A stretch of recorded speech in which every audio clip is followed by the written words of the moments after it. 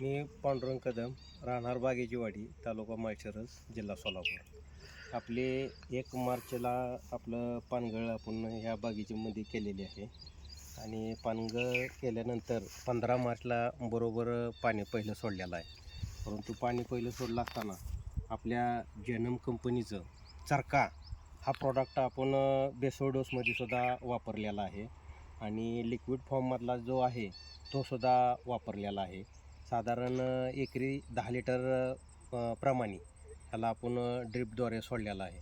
परंतु ती जेनमचा चरका सोडल्यामुळं मला या बागेमध्ये असा रिझल्ट जाणवला की पहिले जे आपण बाग धरलेली होती त्या बागेमध्ये अशा एवढ्या पद्धतीची मोठ्या पद्धतीची फळी किंवा सेटिंग म्हणा किंवा अशी साईज ही कधी मला अशी मिळाली नाही.